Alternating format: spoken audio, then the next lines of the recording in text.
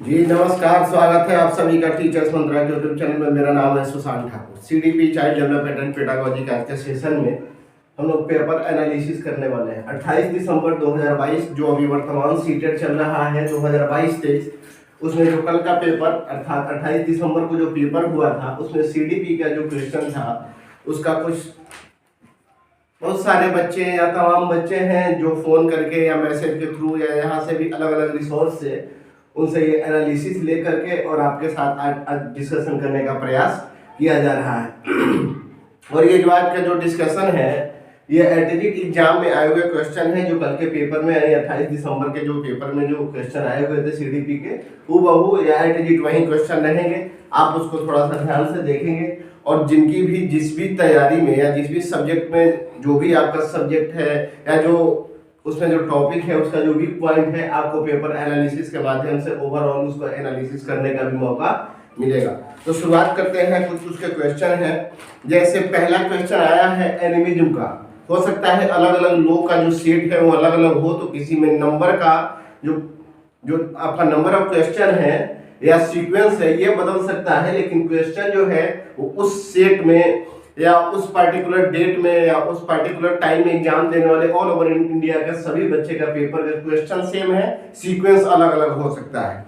इसमें एक पहला क्वेश्चन है जो आपका आया हुआ है एनिमिज्म से, सजीववाद से या जीववाद आप इसको बोल सकते हैं। ये आपका जीन पियाजे के थ्योरी से ये क्वेश्चन है। जीन पियाजे जो एक कॉग्निटिव कंस्ट्रक्टिविस्ट थे, आपके स्विस साइकोलॉजिस्ट स्विट्जरलैंड के एक मनोवैज्ञानिक थे, उनका क्वेश्चन है। ये जो आपका जीववाद है या एनिमिज्म है ये आपका सेंसरी मोटर स्टेज जो है 4 अवस्थाएं विकास की इन्होंने बताई है या कॉग्निटिव डेवलपमेंट की 4 अवस्थाएं को दिया हुआ है आपके जीन पियाजे ने। उसका ये जो सेंसरी मोटर स्टेज है जो पहला स्टेज है उसकी एक कैरेक्टरिस्टिक्स है सजीववाद। सजीववाद का मतलब है कि एक जो बच्चा है जो 2 वर्ष के अंदर है या 0 से 2 वर्ष के बीच में है वह निर्जीव वस्तु को भी सजीव समझता है। अर्थात किसी अगर टेबल से भी उसको चोट लग जाता है, अगर आप टेबल को थोड़ा सा थपथपा देते हैं या थोड़ा सा अगर पिटाई कर देते हैं तो बच्चे में एक प्रकार की संतुष्टि आ जाती है। इसका मतलब है दैट मीन्स की जो निर्जीव वस्तु भी है वो 0 से जो 2 वर्ष के बीच का जो बच्चा है जो सेंसरी मोटर स्टेज में है वो एनिमिज्म में होता है, अर्थात सजीववाद में होता है, अर्थात वो निर्जीव वस्तुओं को भी सजीव समझता है। ये पहला क्वेश्चन था। आपका दूसरा क्वेश्चन था कंस्ट्रक्टिविज्म से। आपका कुछ एक क्वेश्चन दिया हुआ था कि निम्नलिखित में से कौन जो है वो कंस्ट्रक्टिविज्म में है यानी रचनावादी है। आपके 4 ऑप्शन दिए हुए थे, लेकिन उसका जो सही आंसर है वो जीन पियाजे है। जिनका आंसर जीन पियाजे रहा होगा उनका आंसर सही है, क्योंकि जीन पियाजे जो है एक कॉग्निटिव कंस्ट्रक्टिविस्ट है यानी संज्ञानात्मक रचनावादी हैं जो हार्डकोर बिलीव करते हैं कि बच्चा जो है एक्टिविटी करता है और अपने थॉट का या अपने नॉलेज को बिल्ड करता है, अपने ज्ञान का निर्माण करता है, क्योंकि बच्चा एक डिजिटल साइंटिस्ट है अकॉर्डिंग टू जीन पियाजे। तो ये आपका दूसरा क्वेश्चन था जो 28 दिसंबर 2022 यानी कल के पेपर में जो आया हुआ है। तीसरा आपका क्वेश्चन स्कीमा से। ये क्वेश्चन आपका स्कीमा से था।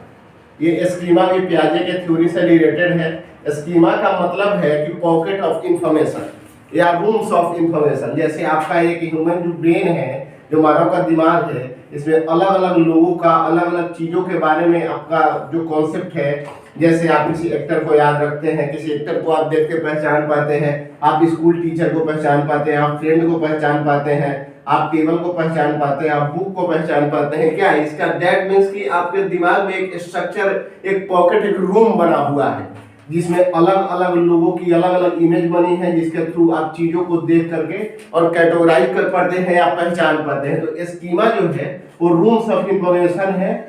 ये रूम्स ऑफ इंफॉर्मेशन है यानी छोटा छोटा एक रूम्स है, कमरा है। ये पूरा ब्रेन का छोटा छोटा कमरा है जिसकी वजह से आप अलग अलग चीजों का अलग अलग आपने परसेप्शन बनाया हुआ है। या पॉकेट्स ऑफ इंफॉर्मेशन है, सूचनाओं का एक समूह है या पैकेट है जिसमें अलग अलग चीजों के बारे में आपका अलग अलग आइडिया है या एक ब्रेन में एक जगह बना हुआ है जिससे आप उस चीजों को, उस व्यक्ति को, उस वस्तु को आप पहचान पाते हैं।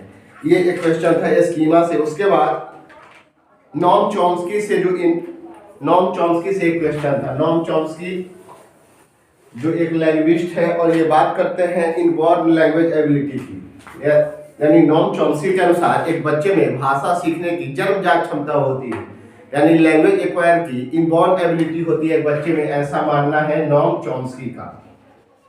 नॉम चॉम्स्की से भी एक क्वेश्चन था कि नॉम चॉम्स्की का निम्नलिखित में से क्या मानना है, तो नॉम चॉम्स्की का मानना है कि बच्चा जो है वो भाषा सीखने की जन्मजात शक्ति के साथ जन्म लेता है या पैदा होता है। भाषा के साथ पैदा नहीं होता, बल्कि भाषा सीखने की, एक्वायर करने की या लर्न करने की जो एबिलिटी है उसके साथ वो बॉर्न होता है या जन्म लेता है। तो एक क्वेश्चन आपका नॉम चॉम्स्की से था। उसके बाद आपका स्टेजेस ऑफ पियाजे के स्टेजेस से क्वेश्चन था, जो जीन पियाजे का कॉग्निटिव डेवलपमेंट है उसके 4 जो स्टेज है उससे क्वेश्चन था। तो 4 स्टेज हम एक बार फिर से रिवाइज कर लेते हैं। पहला है sensory motor stage, sensory motor stage जिसका टाइम पीरियड है 0 से 2 वर्ष। आपका दूसरा जो इनका स्टेज है वो है pre operational stage, pre operational stage, इसकी अवधि है 2 से 7 वर्ष। तीसरा जो है वो है आपका concrete operational stage, concrete operational stage, ये है आपका 7 से 11 वर्ष। और चौथा फाइनल जो स्टेज है वो formal operational stage, formal operational stage ये है 11वां या 11 से 15 वर्ष। ये 4 स्टेज जीन पियाजे ने संज्ञानात्मक विकास सिद्धांत में दिया था और ये बताया था कि बच्चा जो है जैसे जैसे स्टेज इसका बढ़ेगा, बच्चे के थिंकिंग में या कॉग्निटिव डेवलपमेंट में या कॉग्निटिव मैच्योरिटी में धीरे धीरे उसकी हायर मैच्योरिटी बढ़ने लगती है। जो लास्ट स्टेज पे होता है तो बच्चा जो है ओवरऑल एब्स्ट्रैक्ट थिंकिंग करने लगता है, दुनिया के बारे में इवैल्यूएशन करने लगता है, चीज़ों को अंडरस्टैंड करने लगता है, उस पर रिफ्लेक्ट करने लगता है।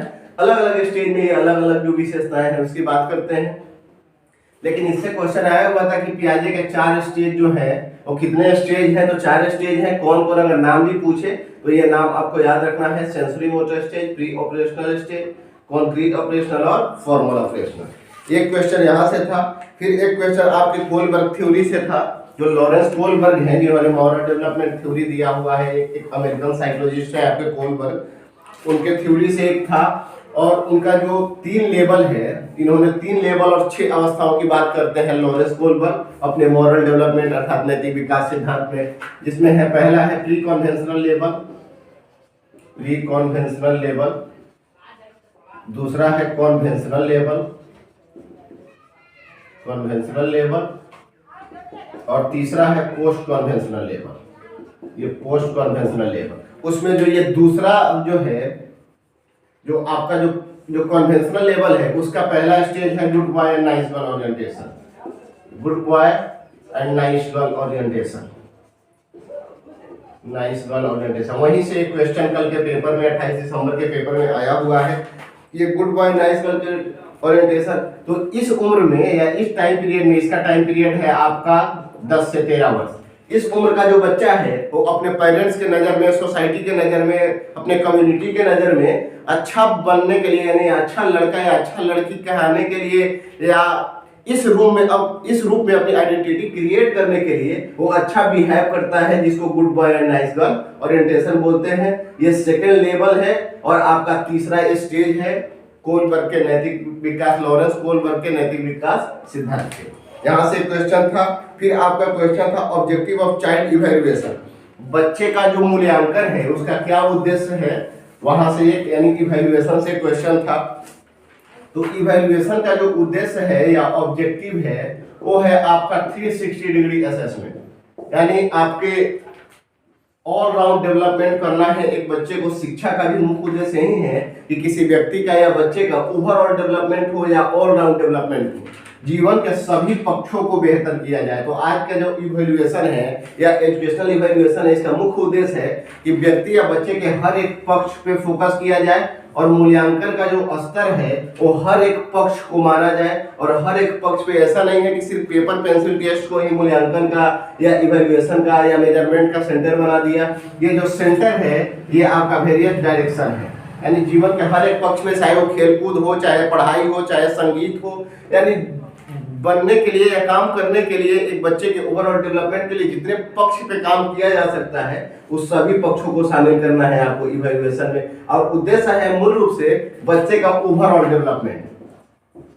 इसका अगर वन वर्ड अगर बोले कि क्या ऑब्जेक्टिव है, तो इसका ऑब्जेक्टिव है ओवरऑल डेवलपमेंट, अर्थात सर्वांगीण विकास इसको बोलते हैं, कि इसके सभी पक्षों को मजबूत किया जाए, सभी पक्षों पे काम किया जाए और किसी व्यक्ति का शिक्षा के माध्यम से ओवरऑल डेवलपमेंट किया जाए। एक क्वेश्चन यहां से था, एक क्वेश्चन आपका एनईपी, और एनईपी से तो कुल मिला के 3 क्वेश्चन था। जो आपका नेशनल एजुकेशन पॉलिसी 2020 है, नेशनल एजुकेशन पॉलिसी जो 2020 है, यहाँ से कुल मिलाकर के 3 प्रश्न थे। और ये जो एनईपी है ये आपके हर एक सीटेट के हर एक सब्जेक्ट में इक्वली इंपॉर्टेंट है।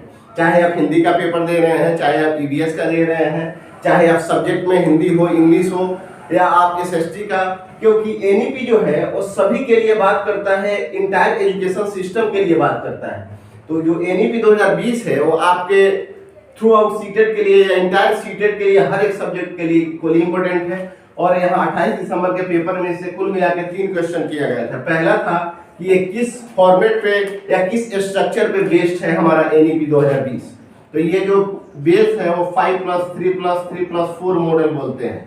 इसी मॉडल पे हमारा एनईपी 2020 बेस्ड है। और ये 360 डिग्री असेसमेंट की बात करता है। जो इसके क्रक्स है वो अगर हम जान लेंगे तो इससे क्वेश्चन हमारा नहीं होगा। ये 5+3+3+4 मॉडल पे बेस्ड है और ये 360 डिग्री असेसमेंट की बात करता है। और ये वोकेशनल एजुकेशन की बात करता है कि 6 क्लास से, एटलीस्ट 6 क्लास से बच्चे में एक पर्टिकुलर स्किल सिखाया जाए, ताकि अगर बच्चा जो है अपना एजुकेशन अगर बीच में भी ड्रॉप कर देता है तो पर्टिकुलर एक स्किल के सहारे अपने ओवरऑल करियर को या लाइफ को बेहतर बना सकता है। एनईपी 2020 की ये जो मुख्य क्रक्स है, अभी तो इस अगर आपको जानना है, डिटेल्स में जानना है, तो ये वीडियो आपके प्लेलिस्ट में पड़ा हुआ है एनईपी 2020, आप जाइए वहां से पढ़ लीजिए। एग्जाम में क्वेश्चन जो आए वो आपको वहां से परेशानी नहीं होगी, लेकिन जो आया हुआ क्वेश्चन है वहां मुख्य उद्देश्य है उसको डिस्कस करना, ताकि जो क्वेश्चन बार बार रिपीट हो रहे हैं, जहां से आ रहे हैं या जिस भाषा में पूछे जा रहे हैं, आप उस भाषा से रूबरू हो जाए या उस भाषा से आप परिचित हो जाए। दूसरा आपका एक और क्वेश्चन आया हुआ है, वो आपका गार्डनर के थ्योरी से। जो हार्वर्ड गार्डनर है, एक अमेरिकन साइकोलॉजिस्ट जिन्होंने मल्टीपल इंटेलिजेंस थ्योरी दिया हुआ है। मल्टीपल इंटेलिजेंस थ्योरी है हार्वर्ड गार्डनर का। उनसे एक क्वेश्चन है कि जो दूसरे के भावनाओं को, विचारों को, व्यवहारों को बहुत बेहतर समझ पाता है, वैसे व्यक्ति या वैसे बुद्धि रखने वाले व्यक्ति को कौन से कैटेगरी में रखा गया है? तो उसको इंटरपर्सनल इंटेलिजेंस बोलते हैं। Interpersonal intelligence.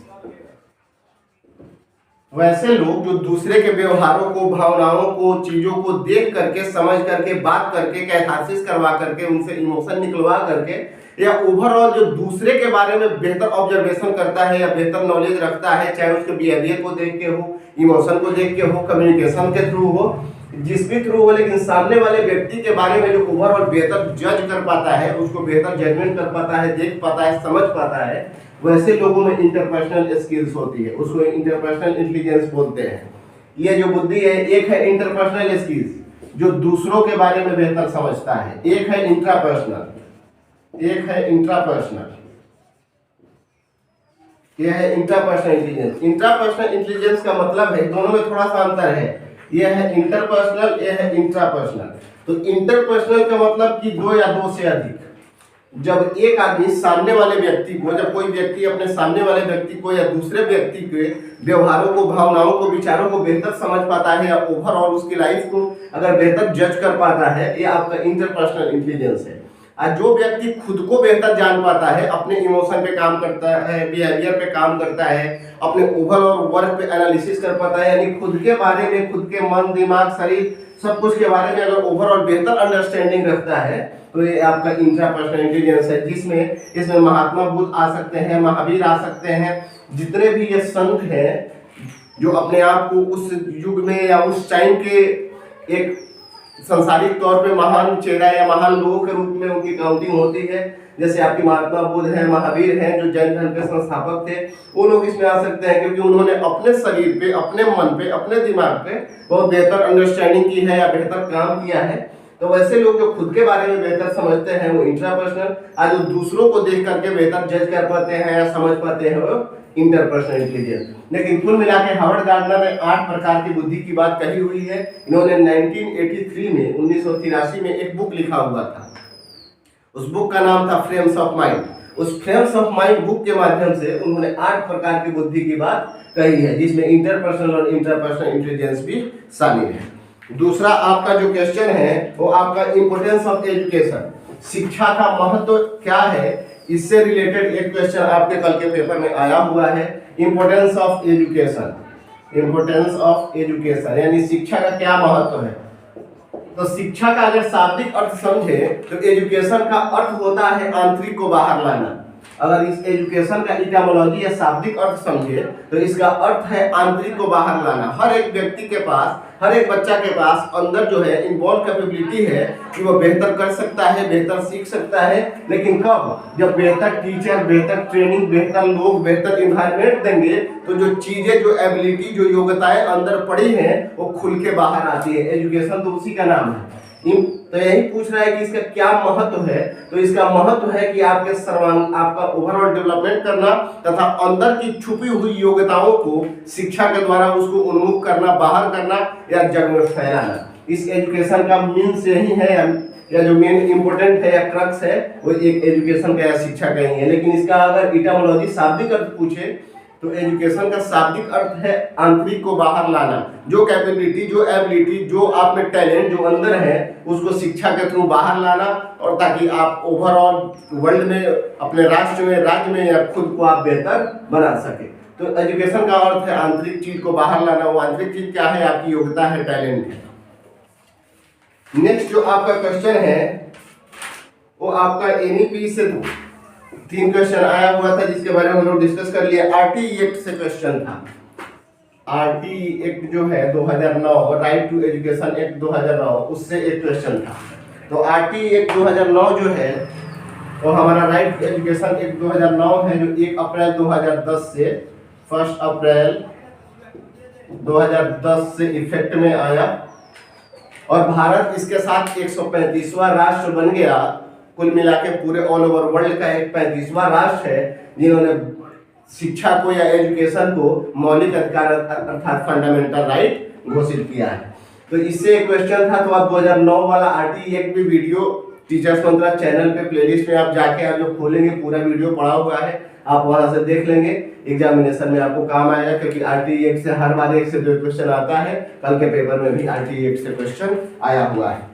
नेक्स्ट क्वेश्चन आपका आया है प्रिंसिपल्स ऑफ डेवलपमेंट, जो विकास की जो कुछ सिद्धांत है उससे क्वेश्चन आया हुआ है। तो मुख्य रूप से 9-10 सिद्धांत है विकास के, जैसे प्रिंसिपल ऑफ कॉन्टिन्यूटी है, आपका principle of heredity and environment है कि आपका कैसे विकास को आपका एनवायरनमेंट, अनुवांशिकता एवं वातावरण कैसे प्रभावित करता है। फिर है आपका principle of spiral versus linear है, स्पाइरल वर्सेस लीनियर है कि एजुकेशन जो है या विकास जो है, जो आपका एजुकेशन की शिक्षा के माध्यम से या ओवरऑल इन्वायरमेंट या हेरिडिटी के माध्यम से जो आप डेवलपमेंट हो रहे हैं या डेवलप हो रहे हैं दिन प्रतिदिन, वो 2 चीजों वो स्पाइरल है, वो घूम घूम के चलती है।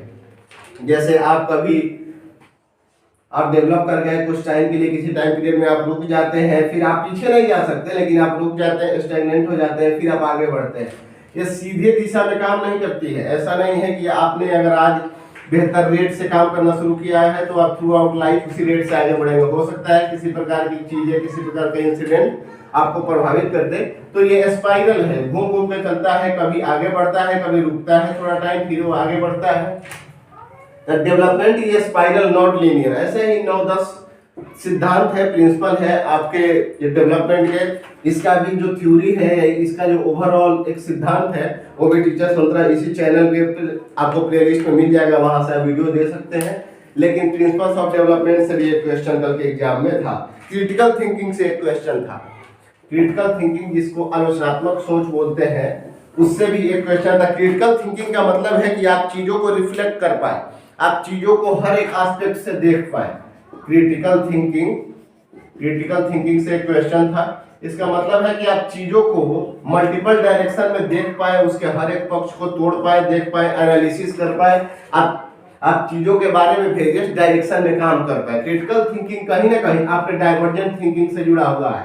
डाइवर्जेंट थिंकिंग क्या है? जो दिशाओं में सोचता है, किसी एक काम का मल्टीपल सॉल्यूशन हो सकता है, किसी एक पार्टिकुलर प्रॉब्लम का जहां मल्टीपल सॉल्यूशन हो, वो आपका डाइवर्जेंट थिंकिंग है। कहीं ना कहीं क्रिटिकल थिंकिंग भी आपके डाइवर्जेंट थिंकिंग से जुड़ा हुआ है, क्योंकि क्रिटिकल थिंकिंग भी बात करता है कि आप एक किसी समस्या का या एक किसी चीज को आप मल्टीपल तरीके से अलग अलग पक्ष से उसको जोड़ तोड़ के अलग अलग भावना से अलग अलग चीजों को, अलग अलग पक्ष को उसको आप देख पाए या बारीकी से ऑब्जर्वेशन कर पाए। तो क्रिटिकल थिंकिंग भी आपको पढ़ लेना है, क्योंकि 28 दिसंबर कल के पेपर में यहां से भी क्वेश्चन था।